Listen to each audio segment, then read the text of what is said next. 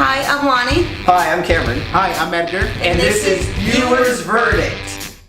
Today we're going to talk about Spider-Man Into the Spider-Verse. Cameron, tell me what the film's about. The film is about a separate Earth. Something happens to their Peter Parker and Miles Morales, a younger African-American Spider-Man. He ends up becoming the new friendly neighborhood Spider-Man after coming in contact with many other Spider-Men in this world. What did you think of the people that voiced the characters? I think they fit really well.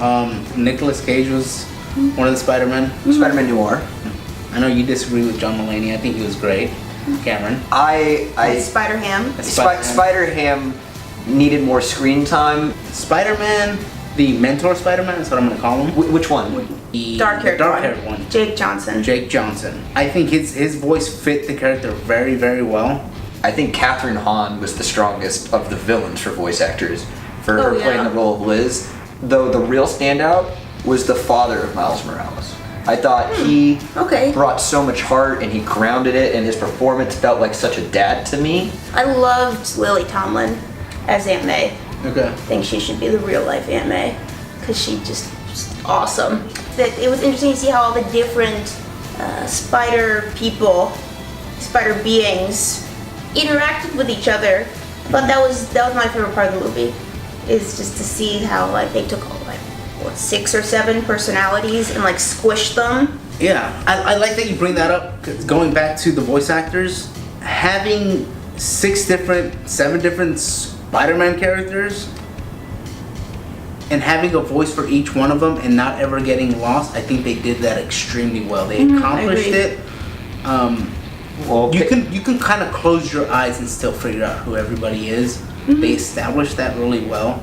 They got along, and I really, going back to the birth sequence, I like that Peter Parker, that Spider-Man, he kind of came full circle with that, and he needed to, even though Miles Morales is the main character. I feel that he was just as important, and it's because of that scene. I think the center of the film is family. If you want to go to the core of it, it's family, because there's Miles Morales with his uncle and his dad. There's Jake Johnson Spider-Man with Mary Jane, and then there's Kingpin with Vanessa and his son. What did you think of the powers of how they handled the powers of Miles Morales in this film? You know, I don't know much about him, but I like that they developed as he did as Spider-Man. One thing that I really liked was that Miles Morales had different powers.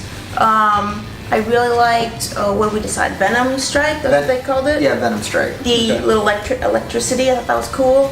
And the invisibility power, I don't love that Spider-Man has it, but I like the way that they used it. Yeah, they incorporated it into the film. It's an interesting power set to have, nonetheless. And being invisible, I wasn't expecting it at all. I never would have thought that would have been a power that Spider-Man has. Right. But they incorporated it into the film and into the character very well. So I really like that. I agree. So the reason all these Spider-Men come together is because of that beam underground. And, and because of that, all these universes come crashing together, and they get, and different Spider-Men get pulled out and in of their own universes, and then they end up being together, and that's why I think it works. And it's great that they all have to kind of introduce each other. They're all different, they're all unique in their own way, and they have to work together to accomplish one goal. And I think that's where him becoming invisible, for me, was brand new.